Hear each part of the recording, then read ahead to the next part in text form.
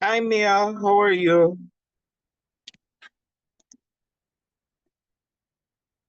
Are you hearing me? Maybe you're muted. Yes, no, I can hear you. Sorry, I was muted. All right. Thanks for joining us. Oh, I'm happy to be here. Thank you for including me. All right, no problem. Dr. Candia Mitchell Hall is here. She is the Moderator. moderator. Hi Marla.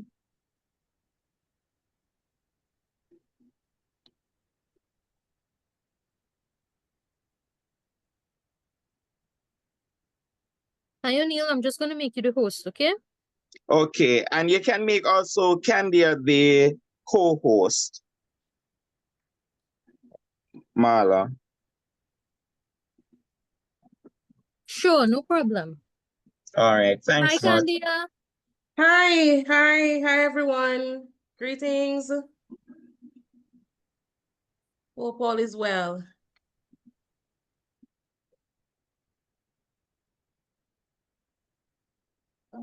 What else is showing this?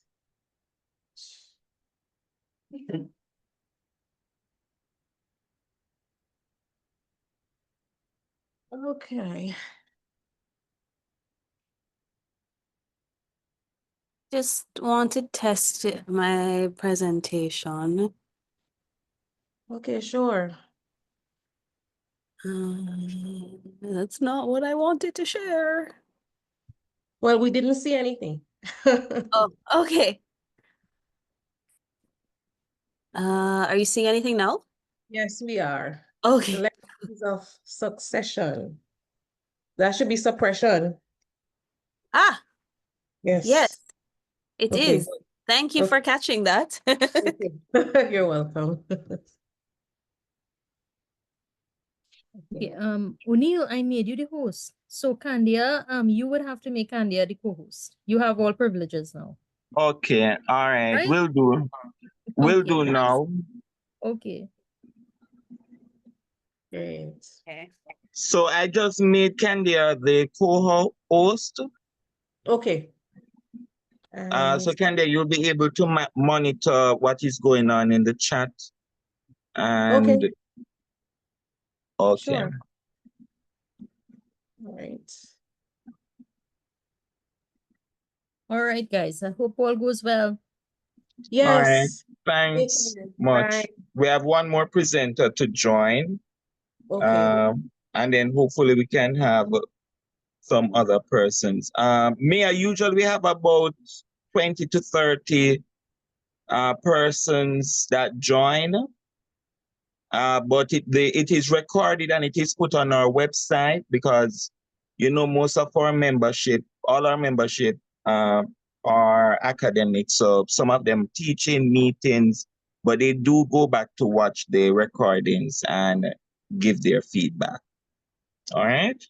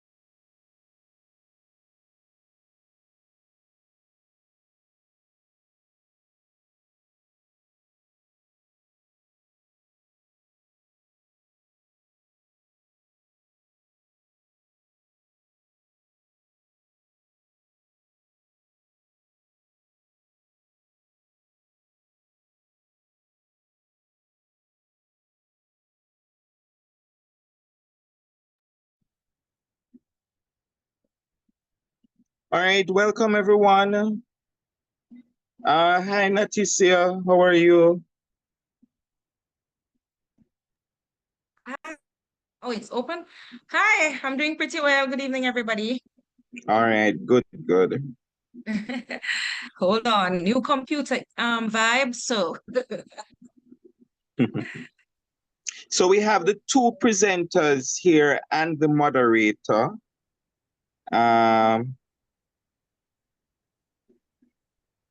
And we also have Dr. Hall Campbell.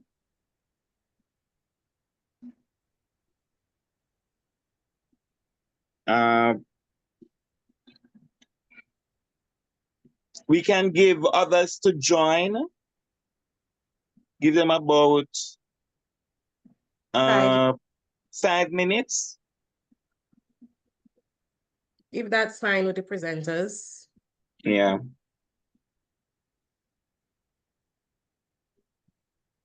More persons are coming on.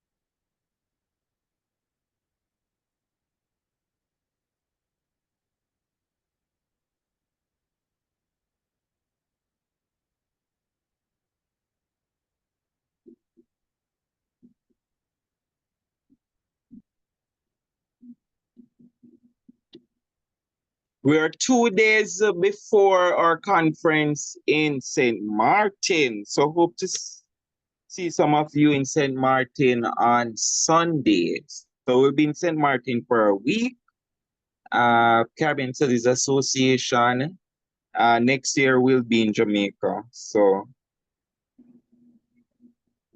great things. is that a round trip offer?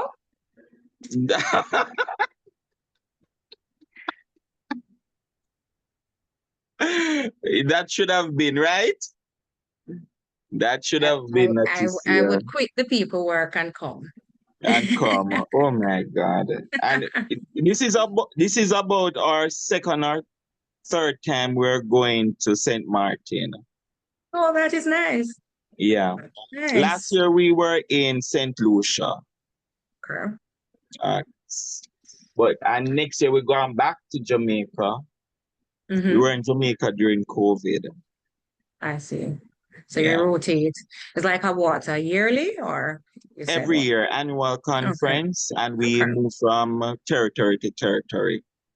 Okay. Okay. Sounds good. Is there live stream? No. But we actually at the end, we put the recording on our YouTube page, and we also post the recording on our website. So a significant number of our, academics, professors, Most of them teaching in meetings, so they are not Mhm. able to come, but they do watch our Okay. membership and make comments on the presentation. All right. Sounds good. Yeah. Cool. So it's 6 minutes past 5. Perhaps we can now begin if we're all in Yes, agreement. over to you, Dr. Mitchell Hall. Okay, great. Greetings, everyone, and welcome to the Caribbean Studies Association virtual session, CSA Voices.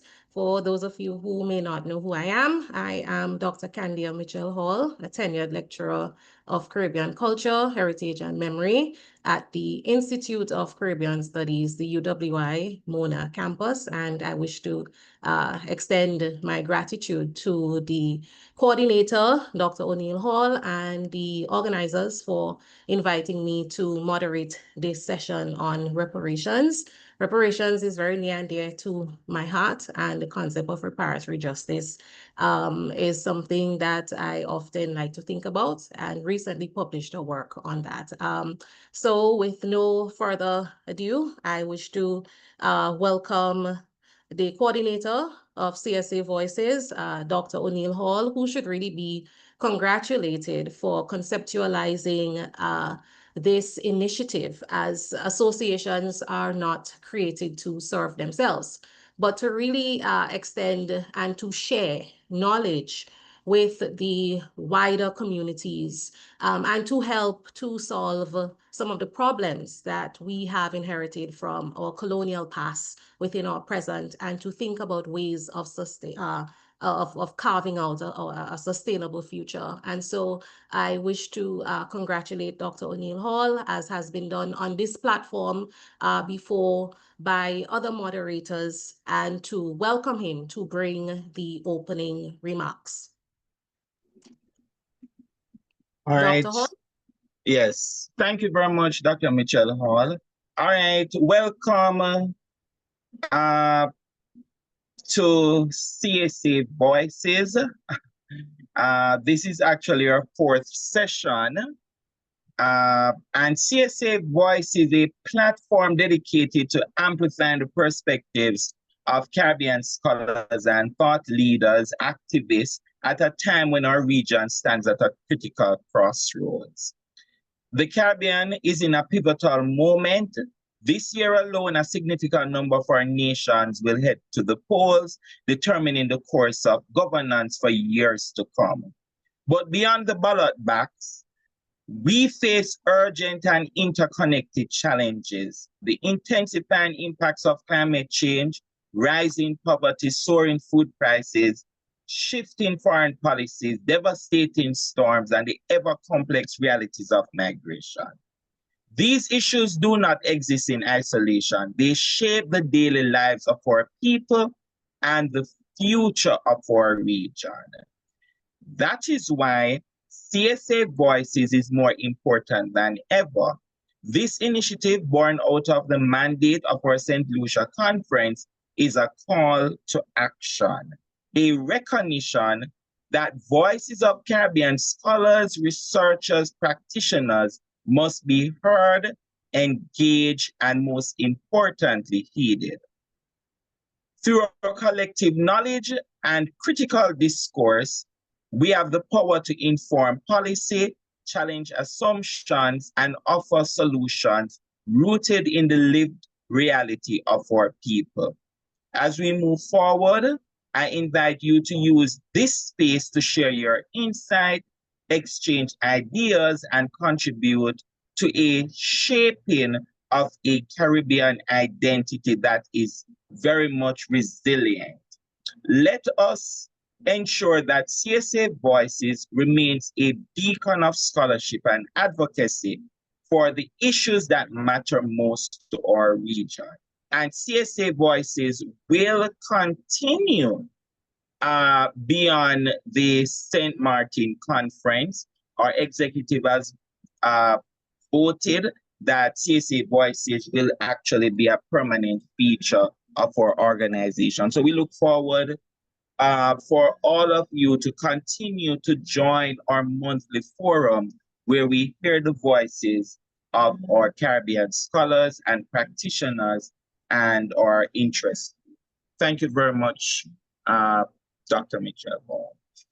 No, thank you, Dr. Hall, for that very inspiring message. No doubt I saw the presenters and that they were really taking it all in. At this point in time, if the president of the Caribbean Studies Association is actually here, we would welcome her to address the membership here and those of us who are attending.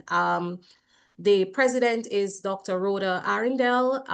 We know that she's caught up dealing with CSA business as it is only days away now, which will unfold from the 1st of June to the 7th of June. So we are not entirely sure that she is here. Dr. Hall, is she here as yet? No, she's not. And we're not seeing our Vice President, Professor Hope. Okay. So But I think we have Professor Sonia Naya here also, so we could ask her to give a greeting. Professor Sonia Stanley Naya is the head of the Center for Reparations. This is quite impromptu, and so we are not sure that she is right here with us at the moment, although we see her presence online. But Dr. Stanley Naya, we can certainly hail you up and to say to you that if you are here at some point, we would certainly love to hear from you, if not at this moment. And we thank all of the attendees for being here at this moment. So at this point in time, we will transition to the presentations. We have two exciting presentations today, and they are from the perspective of public activists and researchers who, of course, reach back to the community in a very real and direct way. And so we are quite thrilled to have our two presenters who would bring to us a wealth of knowledge on the work that they are doing around the concept of reparations and reparatory justice, and of course, truth and reconciliation of our colonial past in the present. Our first presenter is Mia McMorris, and she is a public historian with a master's in public history from the University of Massachusetts, Boston. And of course, she also holds a BA in history from the University of the West Indies in Boston. She would have worked as a museum educator, and she would have contributed to the Boston Women's Memorial by helping to create a talking statue installation. And of course, she would join the Center for Reparation Research in 2022. And as a part of her work, she contributes to the educational campaigns across the Caribbean and supports ongoing research initiatives. From 2024, she was appointed a United Nations Fellow for people of African descent, and she has served as a host and researcher on the radio show History for Tomorrow. Her research interests include Caribbean food, history, and the effects of globalization on food relationships. We are quite thrilled to have Mia, who would present on the legacies of suppression, the criminalization of obeah, and the call for legal reparations. Mia, over to you. Good evening, everyone. I'm just going to bring up my presentation. Okay.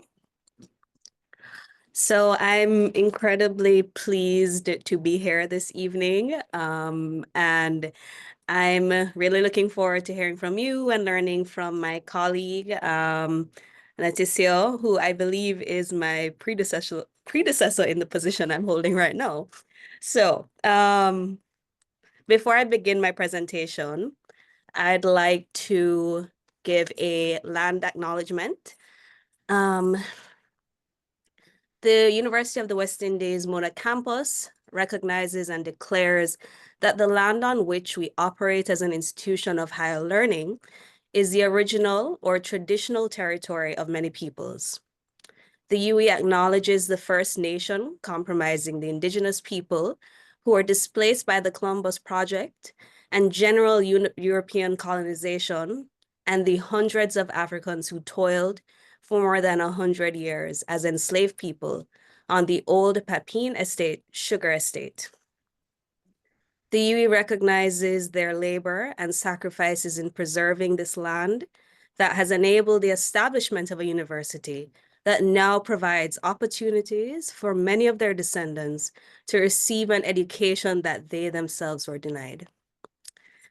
Okay, so I am not a lawyer, but I am a student of history, and I have observed the implementations of law in the historical oppression of enslaved Africans and their descendants in this region, and the resistance formed against those same oppressive legislations to achieve the freedom we now claim. During the centuries of enslavement and colonialism, enslavers freely twisted their legal system to justify their crimes against humanity and bolster their gains. And today, the system implemented in this region still casts a long colonial shadow. I'll be focusing on Jamaica specifically during this presentation, but recognize that this is not a unique experience, but one link in a chain of similar stories. During a discussion on the Emancipation Support Committee Trinidad and Tobago's radio show in Dabo, the host, Shabaka Kambon, asked, "Why are we still praising and honoring the acts of those who enslaved us?" This is not word for word what he said, but the gist. And that is what I wanted to begin this discussion with.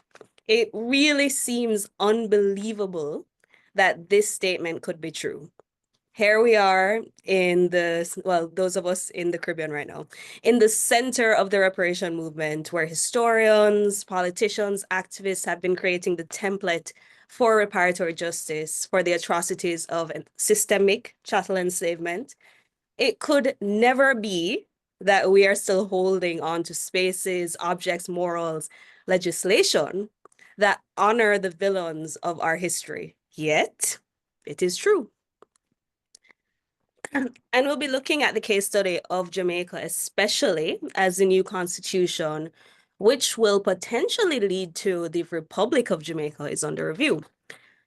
This should be a unique opportunity for amendments to many of the colonial era legislation that was tangentially adjusted to fit the transition from colony to independent nation. While this newly independent Caribbean nation gained autonomy, there is still the very real link in colonial era names, awards, as well as in the judicial and legislative system. And we can talk about the symbolic nature, connections to the Privy Council, the dress code, etc., etc. But this new bill, which was presented to Parliament in December 2024, detailed the adjustments to the Constitution. Chapter by chapter, the amendments to the Constitution focus primarily on the transformation of the government, the separation from England, and as well as defining citizenship relationships to the Commonwealth, and so on. But there is an interesting thing about this reform. The only chapter of the Constitution that was not changed was Chapter 3, the Charter of Fundamental Rights and Freedom. In this section, the legal rights and freedoms of Jamaicans are outlined in detail. What rights they have as citizens, where they can go, what is protected, and what can be done without fear of recrimination. You can read, but some of the rights I wanted to focus in on are the right to freedom of thought, conscience, belief, and observation of political doctrine, the right to freedom of expression, the right to freedom from discrimination on the ground of, and specifically, race, place of origin, social class, color, religion, or political opinions. And then in section 17, I won't go through all of this, we have details on the protections offered under freedom of religion and what this entails by religion and denomination. While we can discuss at length how essential it is to have a charter of fundamental rights and freedoms, in the Constitution, it falls short with colonial era legislation still intact. Specifically, the Vagrancy Act, Town and Country Planning Act. These actively limit the rights and freedoms of people in this country to this day. And since I have a very limited amount of time, I'll be focusing on the Obeah Act as a case study for this discussion. So the Obeah Act in Jamaica became a tool of legislative colonialism in 1898, but it was criminalized in 1760 with no real clear definition of what the term actually meant.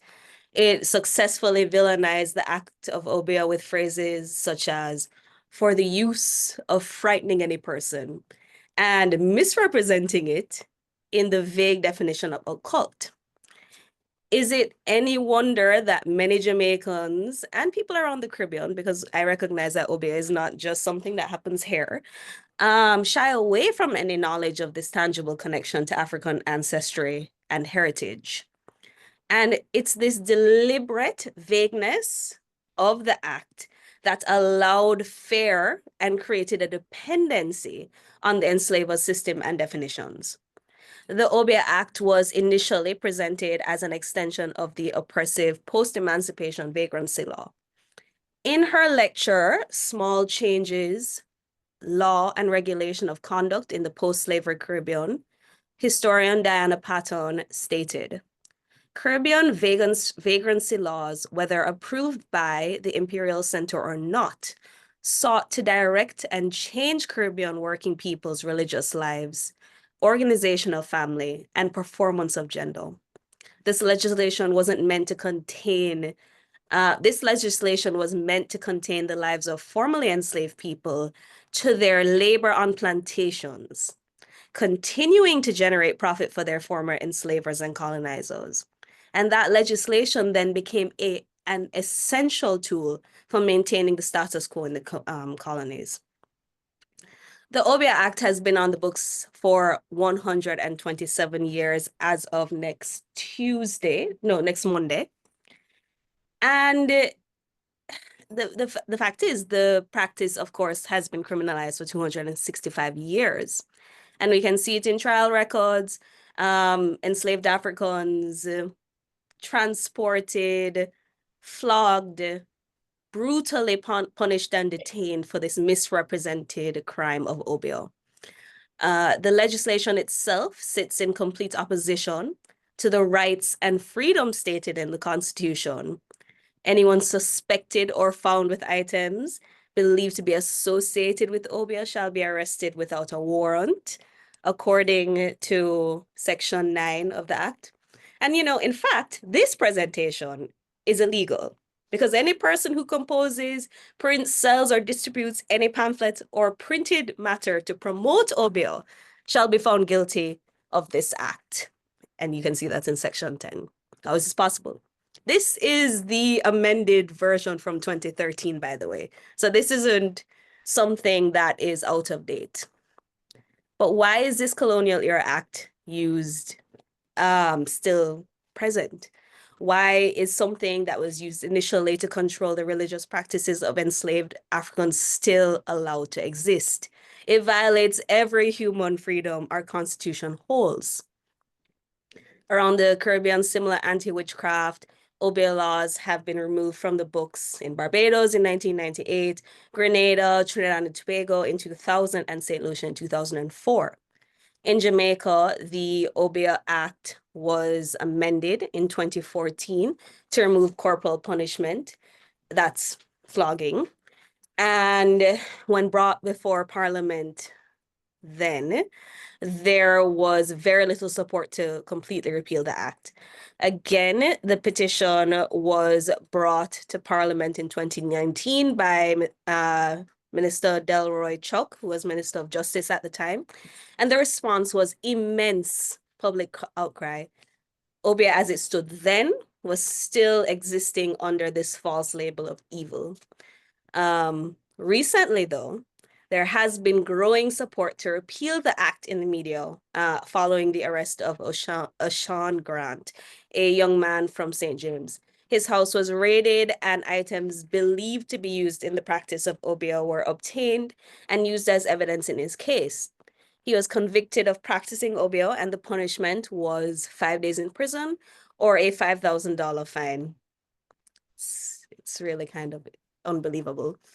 The support to repeal following this case has been huge. Many have called out this colonial law for what it is, racist.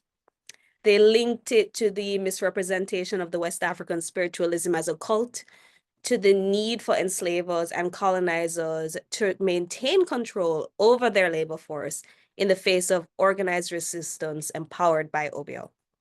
The fact is, their actions were effective. Colonizers managed to inculcate very real fear of something that was intrinsic to African cultural identity, demonizing and fostering a chasm of separation for people of African descent.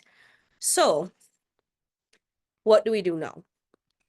The CARICOM 10-point plan established by the CARICOM Reparation Commission in 2014 offers several pathways to achieving reparatory justice.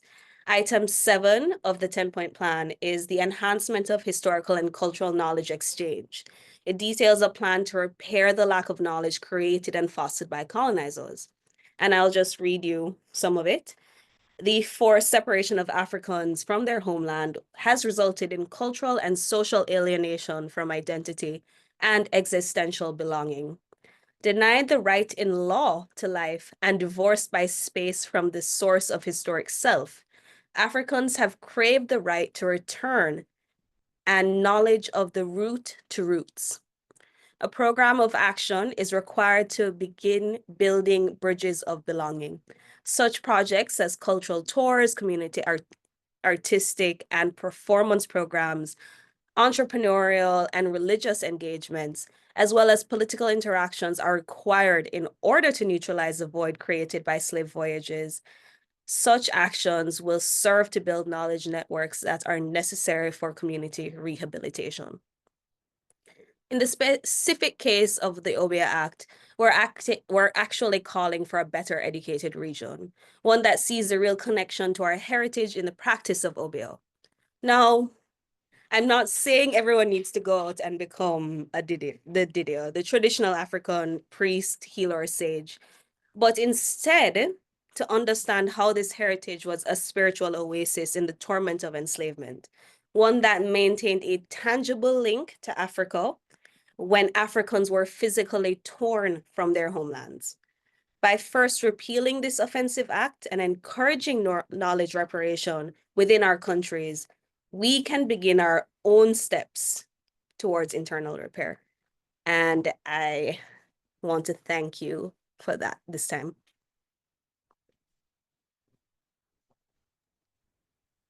Thank you so much, Mia, for your very informative presentation on the criminalization and the demonization of obeah and the Obeah Act. We learned quite a lot, and we are thrilled that you were able to make the argument that true reparations really must go beyond financial compensation, but there must be a sort of rethinking and a reset in the ways in which we continue to structure and think about the culture that we have inherited from the enslaved peoples.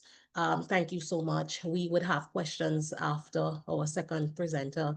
Ms. Nattecia Bohardsingh has made her presentation.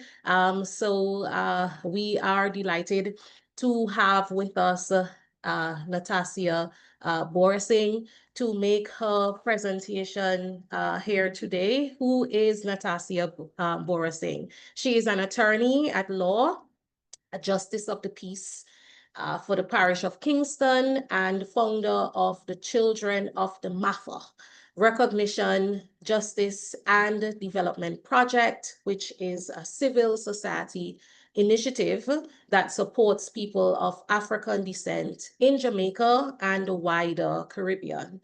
She is an expert in human rights law and a lawyer. She's also an expert in reparative justice. She has served in key roles for international organizations, NGOs, and government agencies. She is a former UNOHCHR Fellow for People of African Descent when she served in 2020, and a former research fellow at the University of San Diego's Women Peacemakers Fellowship Program, where she served from 2022 to 2023. She has worked as a legal consultant for Jamaica's National Council on Reparation and the UE Center for Reparation Research. And her work contributes to anti-racism policy, continental African partnerships, and regional development strategies. Today, she will present to us on the topic Structures of Repair, from Legal Reform to Reparatory Justice in the Caribbean. Nattecia. Thank you, moderator, for your kind introduction. Just doing a voice check. Are you hearing me properly? We are hearing you properly and clearly. Great.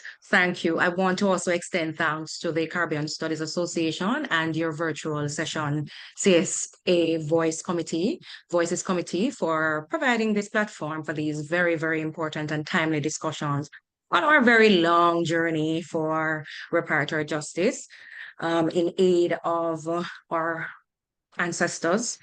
And I want to also thank my colleague in the struggle for her excellent presentation. Before I explore the running order of my content, I would like to make the usual employer contractual disclaimer. Since I'm no longer working specifically in reparation as a United Nations personnel currently on assignment at the UNHQ, I in no way speak on such matters on behalf of the United Nations, though I will be referencing past advocacy, research, and cooperation around UN mechanisms during my time as a national consultant on the subject matter and as a fellow in the UN system. My current standing with the United Nations takes precedent. So this evening, I wish to explore the multi-layered dimensions of the call for reparatory justice in the Caribbean through my legal and advocacy lens and those of my local and international partners, colleagues, while of course interrogating the nuanced approaches to claims by countries here in the Caribbean, albeit proposed unification of intent under a CARICOM 10-point plan. And then two, I wish to also explore avenues for policy and a bit of legislative reforms. I was very intrigued by the presentation by Mayor. So it is not going to be focused so much on specific parts of the Constitution, but in a general framing. And of course, the role of government in the process, whether it may be in the claim itself for reparation or the procurement of the remedies, which we will not be going into, but just in terms of shortfalls, I will mention. And of course, I want to highlight the ever essential role of civil societies like the one I formed back in 2022 to serve the cause for reparatory justice and amongst other things. And finally, the regional and international treaty-based and charter-based mechanisms in furtherance of the cause for reparatory justice. Now, the selected topic, structures of repair. Repair being the Latin root for reparation, which simply translates to addressing a wrong that has been done. I believe it allows for a more expansive overview of the underpinnings, because I find that we group these causes and claims under one banner, especially for persons who are not so au fait with the literature. And therefore, it also speaks to these underpinnings on remedies being sought across the length and breadth of the Caribbean while engaging with the varying considered jurisprudence to counter any such claims of illegitimacy. And we've had a lot of that throughout the movement. As an advocate, I understand the various passion pleas of the reparatory justice movement. But as a human rights lawyer, I have to appreciate the nature of transnational justice and the centrality of the law in any local or international effort seeking to address the legacies of past human rights issues, abuses, mass atrocities, or any other form of severe social trauma, such as genocide, civil war, and of course, slavery. The formulation of my broad topic was thus based on a combination of research conducted over the years in my various legal research and technical capacities across the region, and now assisting with issues on the United States. Through those experiences, I was able to conduct research on local legal underpinnings of the Jamaican case in particular, on reparation, dealing specifically with state-to-state matters, which required a more legislative-focused approach to remedy. The role of history is inextricably interwoven the appreciation of these legislative underpinnings, as within the scope of the claim for reparatory justice are jurisprudential considerations of the period of slavery. Recently, I have also had the cause to sharpen my queries in the law as a result of my involvement with a project with Georgetown Law Human Rights Center looking specifically at Haiti, and their own unique historical perspective in advancing a case for reparatory justice. An assessment was also conducted against the construct of proposed remedies for slavery in the region, and further considerations led to an engagement with sources around the local and international jurisprudence of reparatory justice already achieved in order to complete the legal process of comparing, contrasting, and distinguishing. And as a set of shortfalls, I wanted to interrogate that because I recall having a conversation with, I believe, the now chair of the National Council on Reparation, who wanted to enlist me after my tenure to do this specific research in that area, to look at what do we do to achieving reparation. I still find there to be sparse literature and proposals, whether in the parliaments, and it's something to be considered. I must yield to any available and ongoing research. I'm not a repository of all knowledge. I have not been looking at everything, so I'm open to correction, but that still is prominent in my research in the area that I hope to further on the international level and also at the local level.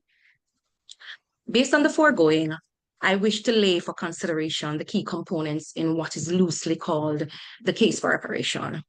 It is agreed that reparation is defined as the redressing of a wrong, and that it is the term applied to money or other compensation paid or made to the victims of genocide and other international law crimes. It is also agreed that the CARICOM reparation that is being sought in the region is related to specifically native genocide, the transatlantic trafficking in enslaved Africans, the racialized system of chattel enslavement, and the continuing harm through the legacies of slavery, harm like what is being proposed under the Obia Act and all these legislative framings that are out of time, out of date, and is still causing the harm to the population once enslaved. The starting point is that the claims for reparatory justice across the region is grounded in the principles of natural justice, which refers to adherence to some basic fundamental principles of fair treatment. So in a strictly legal context, it would mean giving prominence in consideration to matters of having a fair hearing, consideration on matters of having an impartial tribunal hearing a case, especially in a climate where you're having a case against powerful countries, amongst other things, et al. Further, on some case-specific findings on Jamaica, since I also contributed to most of the research during my time, along with our legal scholars on the working groups, and Jamaica, I can only say but a few things given confidentiality, so this discussion will only be an aspect for disclosure. So this state-to-state claim relies heavily on this broad principle in pursuit of its singular claim against the UK. And let me explain. Because we all know that there is a broad thrust towards reparation, but because the committee started long before most of the other reparation commission across the region, they would have embarked on a kind of a claim for themselves. It has different tenets, and it's there to read, so I won't rely heavily on it. But at the same time, just to point out that you have different conversations around reparation taking place at the same time, although they're the broad header of the CARICOM plan. The context-specific claims of Jamaica rely heavily in advocacy on illegitimacy and inconsistencies found in colonial territory and metropole, and the impact of such on the enslaved period population of the period. As was discussed earlier through the presentation before me, the continued and debilitating vestiges are well exposed through research, and the claims on that 10-point header are the very embodiment in our regional context, and indeed what is shaping up to be a big global thrust towards some common principles, necessary provisos, and possible pathways towards reparatory justice. The overall structure envisions repairing the consequences of the crimes committed and the attempt to reasonably remove these long-term and debilitating effects of such crimes upon victims and their descendants. And although still inconceivable to many, the actual elements of the case have already been established, well-identifiable elements of well-identifiable and established criminal matter, rendering the file, in my words, the claimants, the defendants, and the offense crime ready for hearing. Per the claimants in the matter, that is the victims as an identifiable group, and I'll just quickly, the evidence suggests, and this is from my time at the Center for Reparation Research, that over the 400-year period of African chattel slavery, it is estimated that 15 million Africans were stolen from their homes and forcibly transported and relocated to the Caribbean as the enslaved chattel and property of Europeans, enduring horrific, brutal, and life-altering conditions, leading to the defendants in the matter, that is, the European traders and colonizers as an identifiable distinct group. So far, the information gathered supports these claims, and it was identified that Denmark, France, Germany, the Netherlands, Norway, Sweden, Switzerland, Spain, Portugal, and of course, the United Kingdom of Great Britain are to stand in defense of the claim. And then the identifiable crime, which fulfills in law what we call the mental elements, the mens rea, the physical elements, the actus reus of the crime. These are, it is proved, of course, that European instructed genocidal actions upon indigenous communities, created the legal, financial, and fiscal policies necessary for the enslavement of Africans, defined and enforced African enslavement and native genocide as in their national interest, refused compensation, and refused to acknowledge such crimes or to compensate victims and their descendants. In a global structure, research suggests that reparation as a remedy in our context is known already to international law and have been provided to victims and their descendants, the Holocaust, Japanese internment, apartheid, and forced sterilization. In its form, there is a recognized principle that those nations or individuals who have wronged other nations or individuals should make reparation to repair the damage which has been suffered. International law also provides that the economic and social system referred to as chattel slavery, that is, the legal denial of persons' rights to human identity and control over their bodies, was and is a crime against humanity, subject to reparatory justice. And in an overview of the go-to for me, the General Assembly Resolution 6147 of December 2005, which denotes the basic principles and guidelines on the right to a remedy and reparation for victims of gross violations of international human rights law and serious violations of international humanitarian law, along with settled case laws between nations. The international position is also well formed. And on that matter, finally, the provisions of Article 75 of the Rome Statute, among others, outline the parameters for reparation, including statutes of limitations, statutes of limitation shall not apply to gross violations of international human rights and serious violations of international human rights, which constitute crime under international law, and that is to be found in Section 4. So even if it is 400 years of slavery, it still stands. Now, my final aspect of this presentation is really to talk about, from my perspective and from what I have been reading and contemplating in a futuristic way, some of what I deem as the shortfalls. In the Jamaican reality, as I started, I note that and I don't know what is happening now, so let me also yield to any corrections available.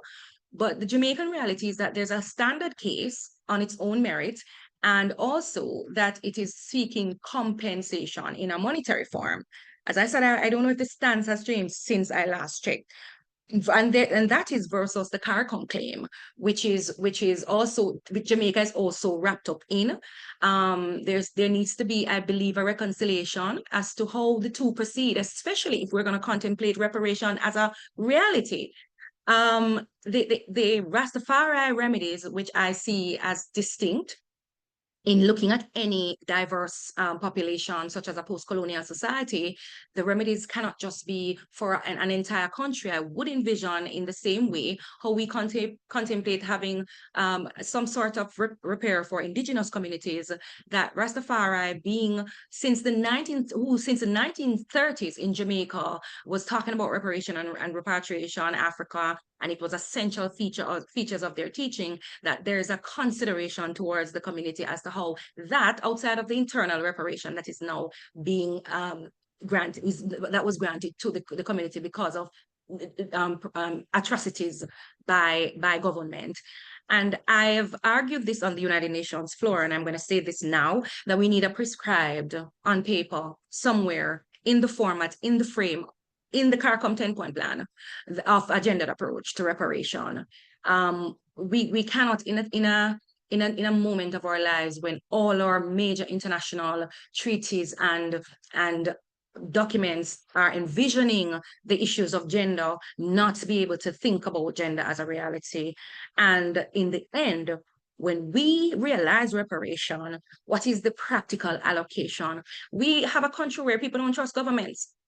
I would think that we would consider things along such lines as to how do we go about then allocating. And I'll give you the experience as Germany as a kind of a study where, even though neither Federal Republic of Germany nor Israel existed during the war, reparation was paid to the state of Israel and also to the Jewish Holocaust survivors, regardless of their nationality. It was a kind of a plan. I am envisioning a plan where we have nuanced approach to allocation when we get there. In my final analysis, which is my final sets of points, I wish to say that since 2020, we have seen the growing interaction between reparatory justice advocacy of civil society and national commissions on reparation in the Caribbean and the region, and international treaty-based and charter-based mechanisms. We have also witnessed greater avenues for legislative and policy changes in the national agendas, granted the formal advances in the awareness around issues of the anti-racism architecture, and the platform provided in the creation of a UN permanent forum on people of African descent, and now the implementation of a second decade, now specifically dealing with reparation.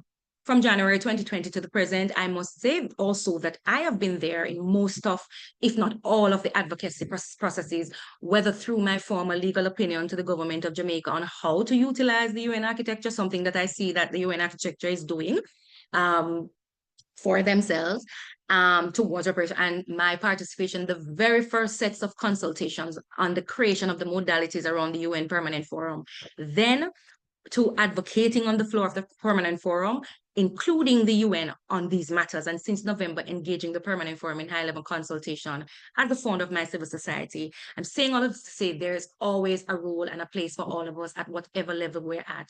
Finally, reparation and reparatory justice is a struggle for all. If you have not yet done so, please join us. Thank you. Thank you so much, Nattecia, for this very inspiring presentation on some of the different strategies of repair, including the gendered approach as a real way to look at some of the advancements that still need to be made within our Caribbean present, some of the problems and challenges that we're still faced with, that we've encountered from our colonial past, that we have tried to deal with. And we have made strides and pathways, as you pointed out, but there is still so much work, still so much more to be done in terms of reparatory justice. We were quite inspired by both of the presentations, and we thank the both of you dearly. I am looking to see whether the president or the vice president, Professor Hope, has made it. Professor Hope has promised to be here with us, and I am not seeing her quite as yet. So at this point in time, we will have an open forum for audience engagement with the presenters, discussion, question and answers, comments, or questions, queries about the work of the presenters. Audience, the floor is open to you at this point in time, and you can raise a hand button and turn on your mic, or you can also raise your questions in the chat box if you so desire. So while the audience is thinking about their questions to the presenters, there are a few questions that we have from our end, and to the both of you, what were the biggest challenges you think that you faced in conducting your research? And then I also see a hand from Ashley. Ashley, thank you so much. So what are some of the biggest challenges that you would have faced while conducting your research data from varying strands? You can take it from any angle that you so wish. Mia, and then we would have Nattecia. So thank you for your question. I suppose the biggest issue with researching OBO in a legislative light is that the whole premise of the law is foolishness. Like I maybe that's not the best word for it, but the fact of the matter is there's no definition. And I will again say I'm not a lawyer. I've read a couple of legislative documents before, but usually there is a clear definition of what we are outlawing. And as you saw in my presentation, there's no actual definition. It's a lot of fluff. And that was really challenging. And having spoken to other academics and researchers who have studied OBO in the past, it's the kind of major point of confusion that we as knowledgeable persons can allow something that is very clearly racist to influence the way that we look at something today. And I mean, the other challenge is really also the fact that there is a very real amount of stigma towards OBO in the region. I know it's not just OBO in Jamaica, it's Santerio in Cuba, and other kinds of wordings that show negative spiritualism under a negative light. So combating that kind of public opposition is really a challenging place. But I suppose when you work in reparation, you're already used to people not wanting to hear anything you have to say. So it is kind of one of those, that's not as big a challenge as one might think. Thank you so much, Mia, for your very thorough response. Nattecia, from your lens? I'll pick up from where Mia left off, just to say, you're right. When working in reparation, especially when I had it for a little while in a moment, like 5 years ago, as a paid job, persons would ask if that's a real job. That's the starting point. You get a lot of pushback from even wanting to have constructive dialogue on the subject matter, leading to, I guess, how I feel now that it's a thing. I'll say it's a thing now. I'm very happy for the movement, that we're heading in a correct direction, but my disclaimer still stands regarding the United Nations, but I will have to say this to do justice with to this forum, that I recall even in this 2020, before the then High Commissioner on Human Rights, Michelle Bachelet, made her declaration. And when I say declaration, it may sound like it may sound I'm saying it's a big deal, but it was a huge deal then in 2020, because up to that time, you were not hearing about reparation in any of the draft policy framework of the United Nations. You were not hearing about it in any conversation at a high level that would suggest that it was moving. this is 2020. I also recall that in our fellowship program, Mia is also a fellow under the International Decade for People of African Descent. We're both fellows in that rigid program that we went to at the UN in conversation. I remember 4 o'clock, a lady that is, and I say a lady, I think she worked at the United Nations. I could be wrong, or she was some professor that was called in or having dual roles. I recall her challenging me and another couple of persons, girls, who said, but reparation is a due because it's a crime against humanity. And she was challenging us in a way that was just, for us, we couldn't believe that we were sitting in an audience talking about anti-racism, because here you had someone who was supposed to be, a sister in arms, telling us that there's absolutely no case as a crime against humanity for slavery because it didn't meet the actual intent of like genocide, to form genocide. And so you have those challenges from that perspective, where it's difficult to even have constructive dialogue around information gathering on the ground, where we did surveys, for example, the National Council on Reparation. That was another challenge of getting persons either honest view or interested in wanting to give their views on the matter. Because again, what that's going to do for me, how reparation have anything to do with my bread and butter issues. And a matter of fact, one of the points I made in my submissions earlier is that I just government are going to take it and use it to do exactly what I use all of the taxpayer money do, which is to not do anything. So they don't see the tricky down effect, and so it makes it difficult to have an interest going.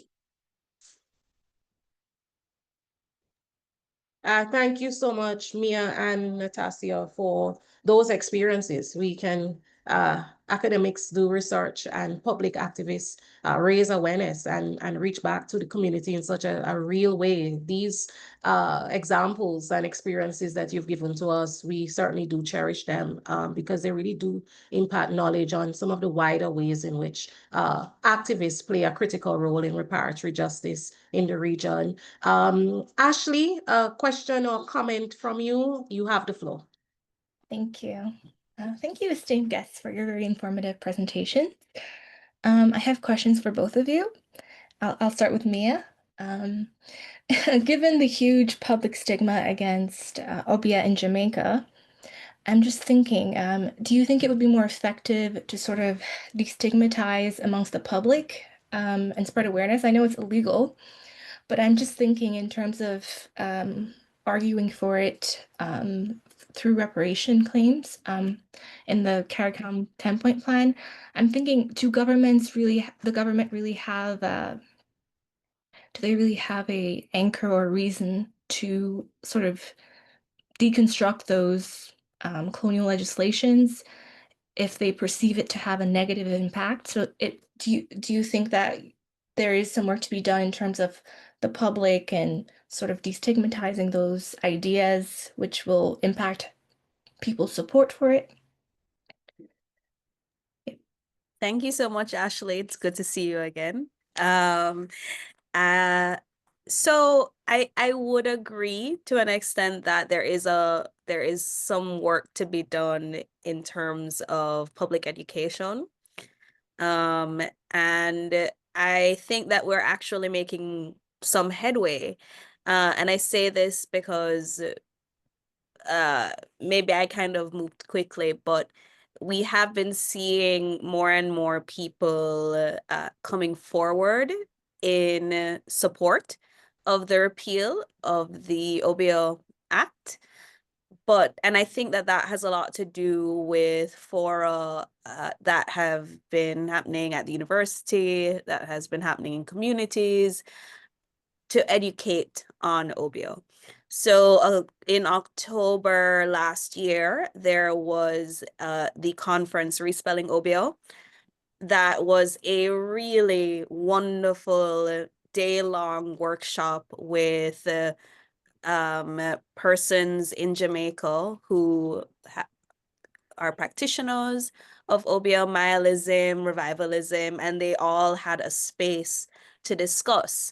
But I say this especially because when we look at the reactions about this discussion even 5 years ago versus what we're seeing today, there is a significant change in how people are reacting. I'm not going to say that it's perfect because I've had conversations with people quite close to me about Obia, and it was like, no, no, no, no, no, no.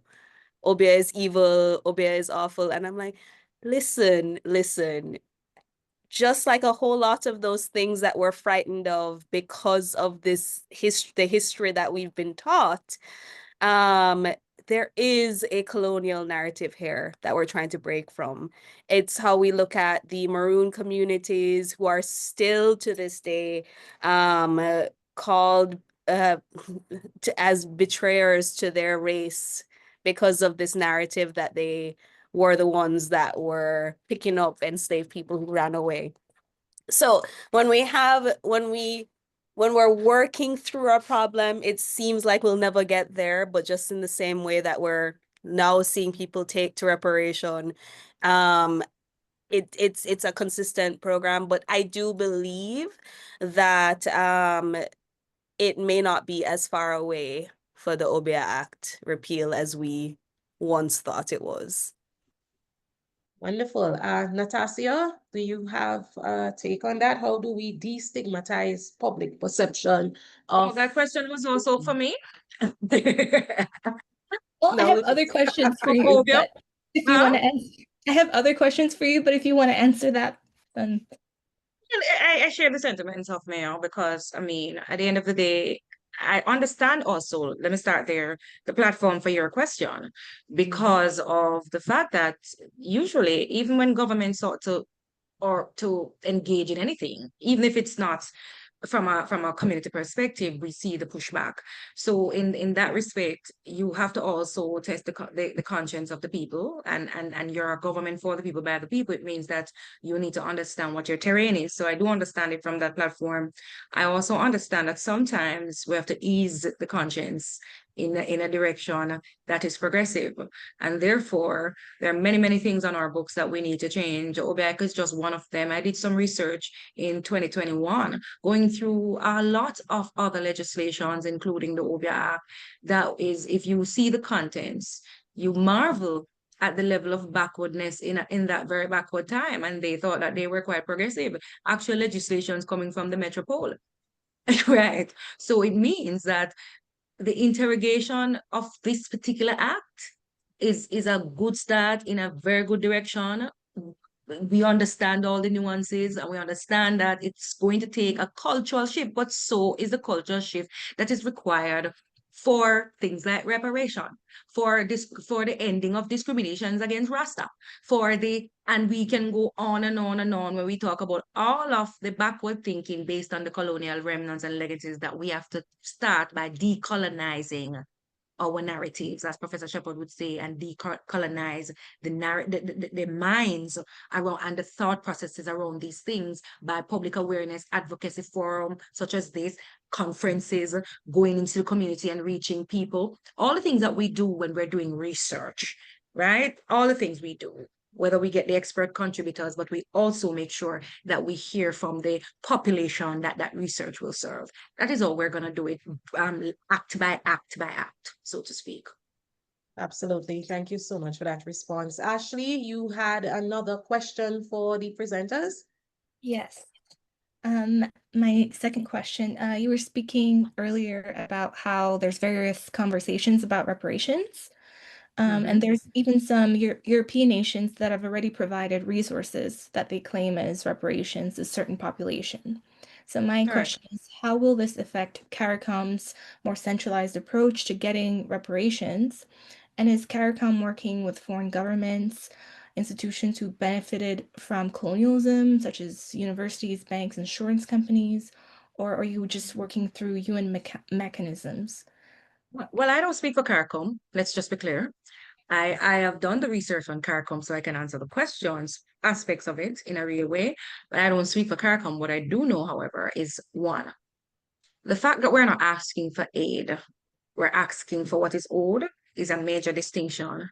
And I like to always make that clear in any presentation. Didn't say it this time because we didn't have a need to, but I'm saying it now.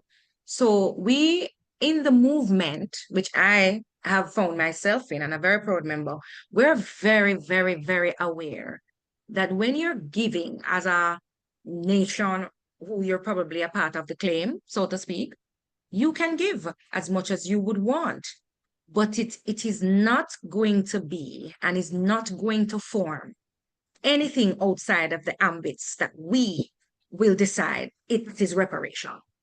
Because there's always a narrative that, and I think it was Tony Blair, one of the former UK Prime Minister, was bold enough to say, and in Jamaican parlance, the amount of aid them give away. They don't even understand why we have the temerity to be talking the money they put in development and them list all of their funding, and then we had to remind them that this is not something that we're actually asking you for. It's not aid, it's not handout, it is what is owed. Note the legal construct that I went through. So we are very, very, very wary of the different things, but I can say legitimately, you do have some of the streams of forms of reparatory justice coming in, prescribed forms, but recall that the CARICOM 10-point plan is very, very broad, and it takes into consideration things that are yet to be fulfilled and cannot be fulfilled through compensation, hence why the headers are constructed that way. So until we start to see real movements under those 10 headers and more, especially what I just said about gender and the considerations, I'm not knocking CARICOM, but we're a creature of change, and we really need to adapt to the landscape that we're in. And I've been calling for this for a little while, even before I did my master's in gender. It is that critical. So to answer your question, yes, we welcome Glasgow and some of these universities because they have the right mindset, but we are also skeptical about who they are giving these things to. Not Glasgow and so who are you making this reparation to? It goes back to my presentation. When you're doing this, it has to take a form that will benefit the victims and the descendants, whether the consciousness of what the victims represent or the descendants, or else it will go and it will fall flat. Yeah. Passion coming in now. Excellent, excellent. Yes, we felt the passion, we saw the passion, we are with you all the way with the passion. Thank you so much. Ashley, are you finished with your questioning? Just one more question, just curiosity. That's quite fine, quite fine. The floor is yours, Ashley. Sorry. I'm just curious if there's any work at all being done with the movement in Africa as well, because I know some of their claims for reparations was the harm done by, of course, slavery, the productive labor they lost, manpower they lost. So if those, let's say, reparations come through for those sort of countries, like I'm guessing that would have an impact because they would say we already paid, you know what I mean? So I'm just curious about. I'm gonna take this quickly, Mia, and then because I see where you're going with that, but have an impact. Oh, first and foremost, our claim very, very falls. We have falls of this claim. We haven't even reached to what they owe Africa. Separate and apart from what they did in different forms, history now, we're talking about history. Most of us, we've done history as a first degree, right? Before we even started the whole other thing. So the historical context would suggest that they, and what the CARICOM 10-point plan, if I'm not mistaken, we have already sorted out how that go. Even when you talk about repatriation, we're saying it's going to have to take a nuanced approach, because you're not going to just say you're sending back people to the continent without exploring how you are going to empower the continent in its current form. So these are very thought through conversations that we have had. On the specific matter though, since I do a lot of international quiet work, I'm going to put it like that, meaning I do a lot of the quiet consultations. So I personally have this relationship, for example, and I'm okay. It's okay for me to say it. On countries, I will not call the country name. Let me not do that. But I do have a relationship, for example, with a current African country who approached me in 2022, was it? To have a conversation in their mission in New York. about pathways to reparatory justice given their unique facts. It had nothing to do with the transatlantic trafficking in enslaved Africans. A matter of fact, we didn't even come from that area. If you could understand the geographic location of where they took our ancestors. But I'm saying this particular nation thought if I say anything we contributed, you're going to give it away. So I'll move past that. But this particular nation, who I've since had a relationship with up to today, they, under their government, is looking also at how they can piggyback on some of the prescribed ways in which we're doing it. What I fear, though, is that at the end of the day, before I say what I fear, I want to also add before I forget that tomorrow the African Union is also having a conversation on reparation. And that is significant because this is the African Union's year of reparation. They have declared an entire year of reparation and they have been quite active. So Africa Day on May 25th, the theme was reparation for not them, so to speak, on continental Africa, but for the people of African descent.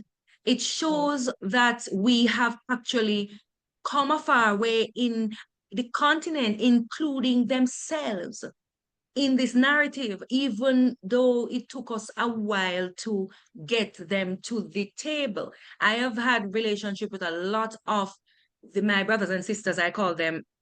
I have long-standing relationships, and I say long-standing, couple of years. I'm still a little young, but for the last 5 years, I have had relationships with at least 7 African missions to the United Nations, and we talk about our current issues. When they come here for the international seabed, we converge on ideas. When I go to New York, we converge on ideas. Our struggles, whether they were a part of it, whether we were taken from their area, it's really important to us. And I'm glad that the African Union has engaged themselves, because I don't know if we have really tried to engage them in a large way. I'm just saying, I don't want nobody beat me. So I will answer that.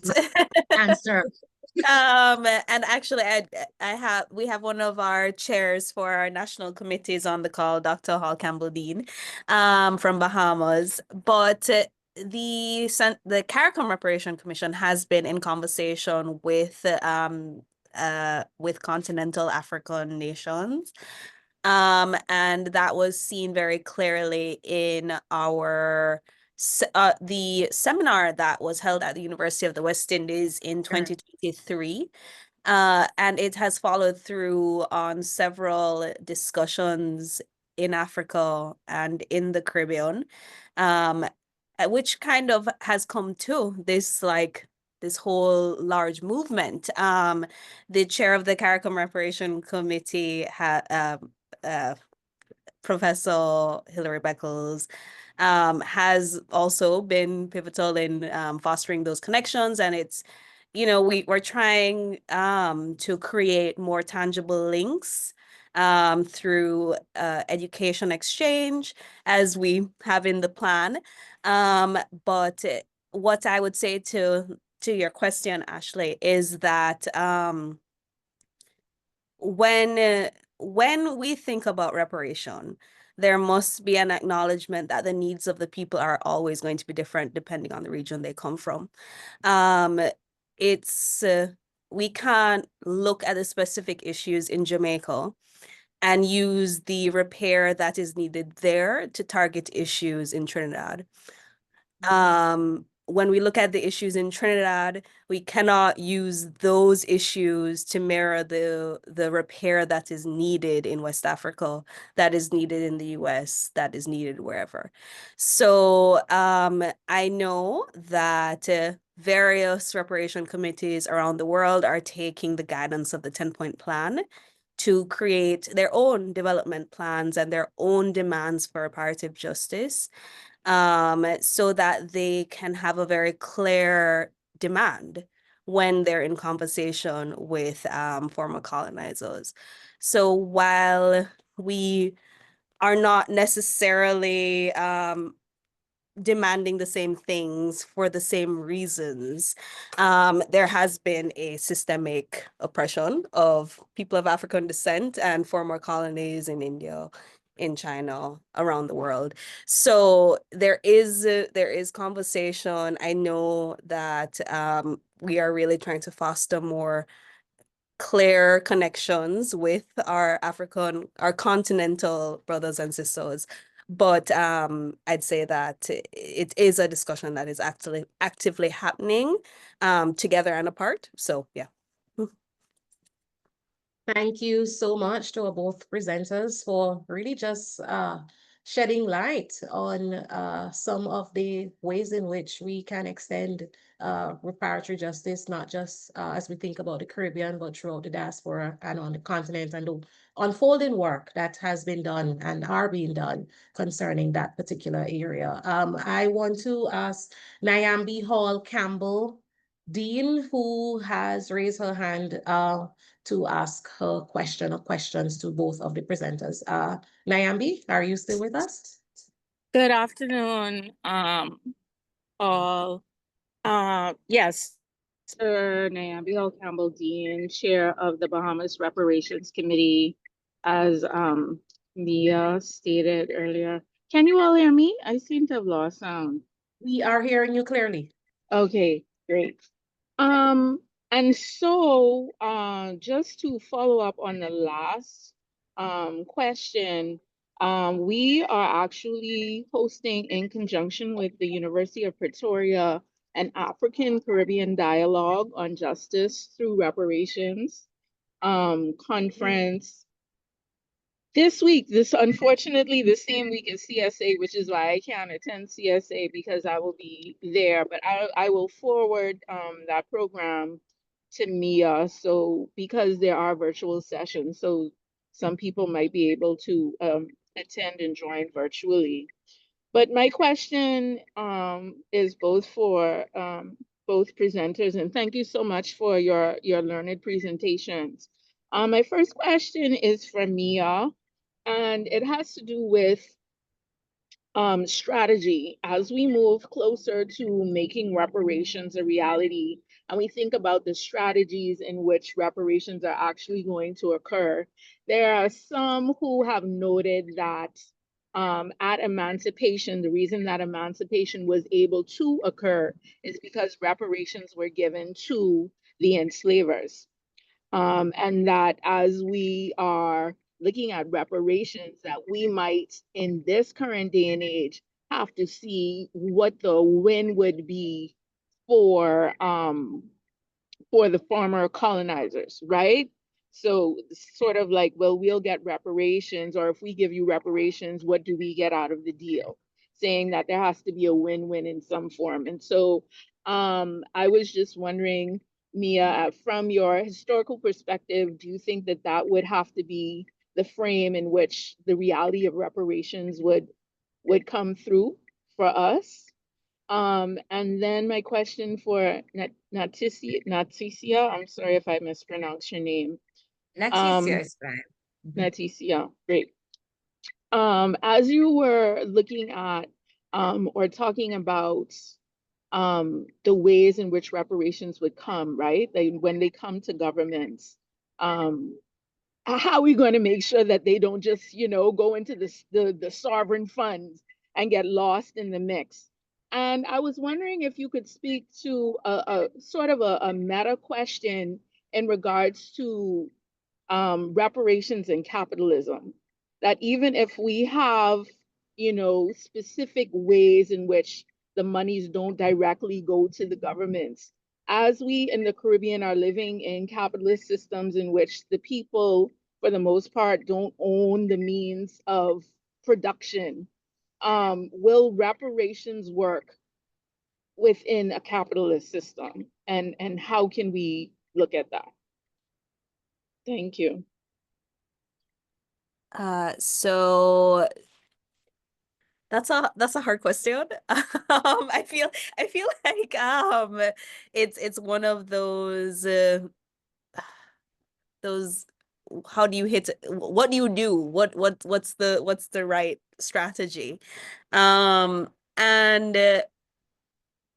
going to speak personally, but I know that when we're talking about reparation, it is unfortunately a negotiation.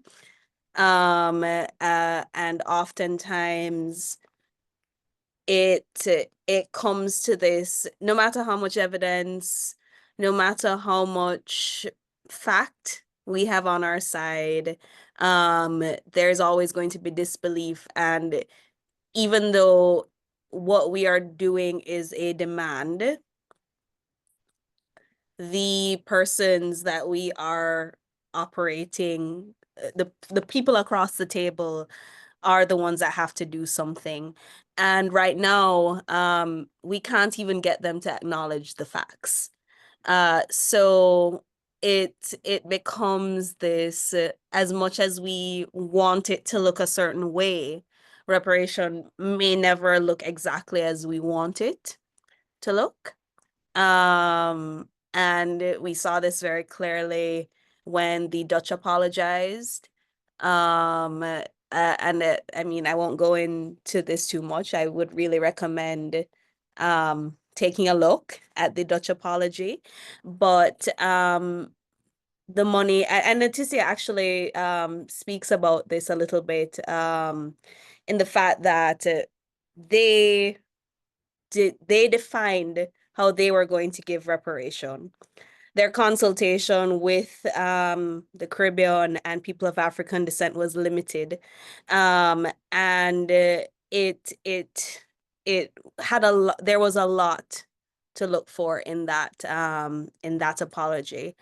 But I think, and I suppose maybe I'm an optimist, but as we continue to have discussions, as we continue to have spaces like this, as we continue to publish, to stand up in public and speak about the issues that currently affect people of African descent, we are chipping away slowly.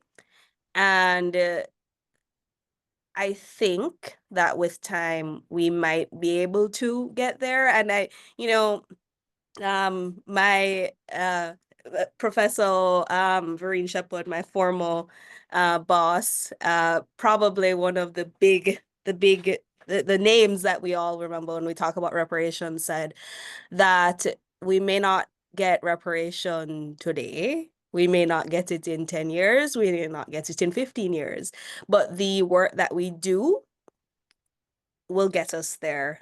We've waited 100 years. We've waited 150 years. I think we can wait a little bit more, because with every moment that passes, there's a little more recognition, there's a little more acceptance. And so I know I didn't actually give you a concrete answer or strategy, but I think what we're doing now is the strategy, and we just need to stay the course. Thank you so much, Mia. And Nattecia, any final words? I'm going to the left over here. So I'm an activist. Advocate activist. So it's not that anything, I'm not differing from Mia's view because it's incorrect. It's a view.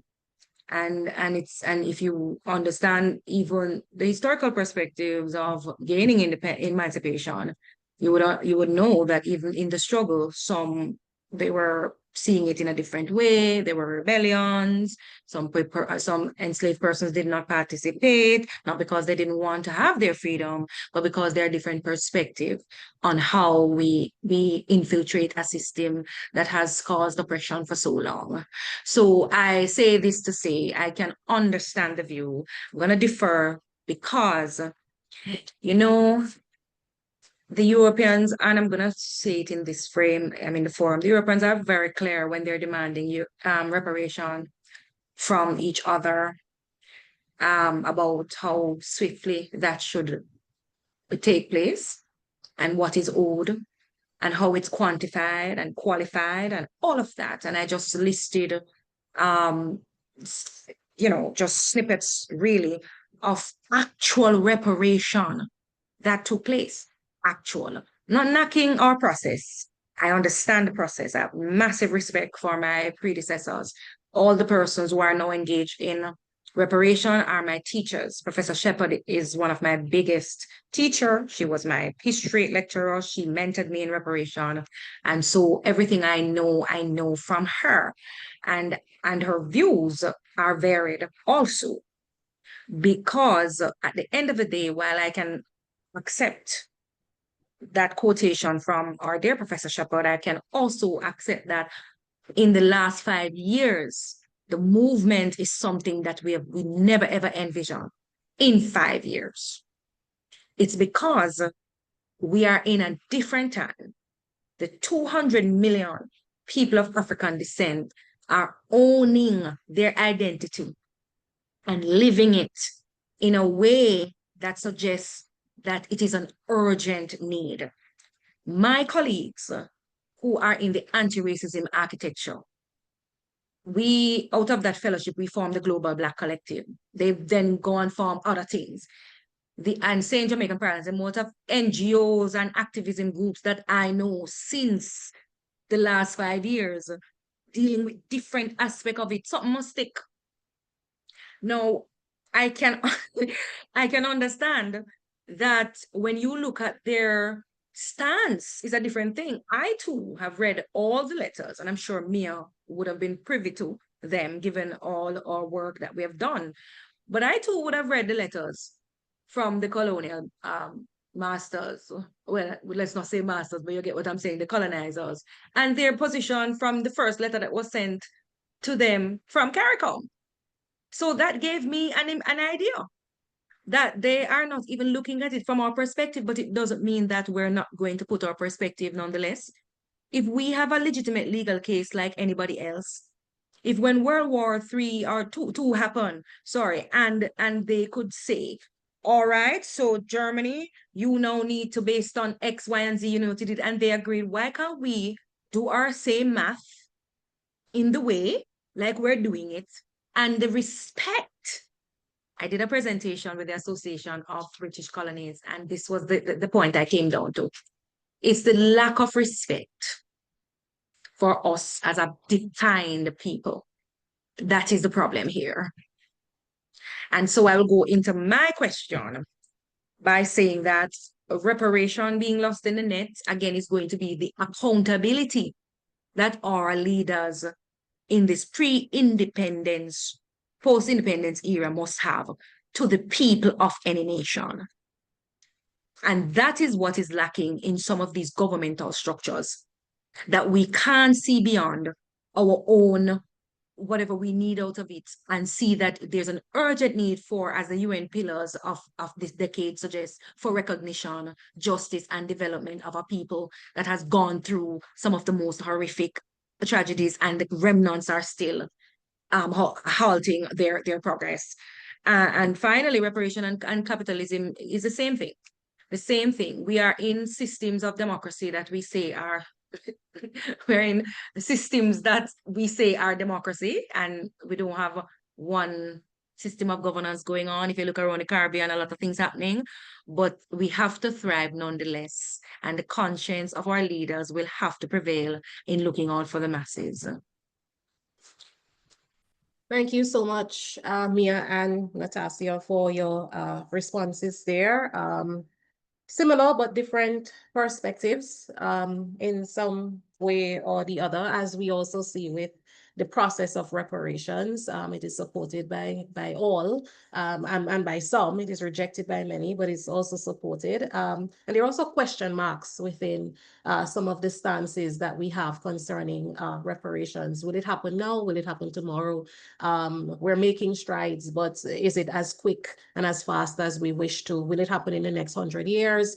Are we optimistic that it will happen now because of the progress that we have so far made, and in such quick succession as well? Thank you greatly to the both of you, and also to the audience who joined in, and to those of you who participated so richly.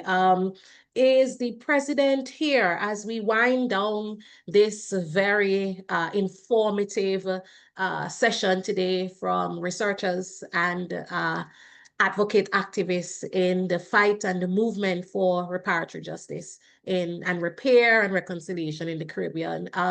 If she's not here, and is the former president still here with us? Okama, are you still here? You were here some time ago. I am seeing that we have lost Okama, who was here moments ago. Dr. O'Neill Hall, are you with us? Yes, I'm with you. Okay, so we do acknowledge that the president and the vice president and the committee of the CSA would really wish to thank the presenters and the audience who joined in to participate and to ask questions of this session, which was quite enriching. We have to say we need to have more of these sessions, and we are thankful that we have the technologies like Zoom that can reach back widely to the community in various Caribbean islands who would certainly benefit from this conversation today. Dr. Hall, do you have any parting remarks before I close it all off? All right. So thank you, Dr. Mitchell Hall. Thanks, Candia. Thanks, Mia. Thanks, Nattecia. We wanted actually a wider audience from other persons in the Caribbean, but unfortunately, we were not able to get those persons. But in the next few, after CSA conference in St. Martin, we're going to send out a call where we can see how we can get a wider audience of Caribbean scholars to present at our forums. Thank you very much, everyone, for coming out, and we look forward to our next session in July. Yes, thank you again to the presenters and to the audience, and those of you who we will see on the other side in St. Martin from the 1st of June to the 7th of June, or in between. We look forward to having these conversations and continuing on in the fight for social justice broadly within the Caribbean. Nattecia and Mia, our boundless gratitude to you for extending our, insights on reparatory justice through the varying lenses that you presented, the law, gendered approach. We were certainly filled today, and we look forward to continuing the conversation with you. Peace and blessings, everyone. Take care.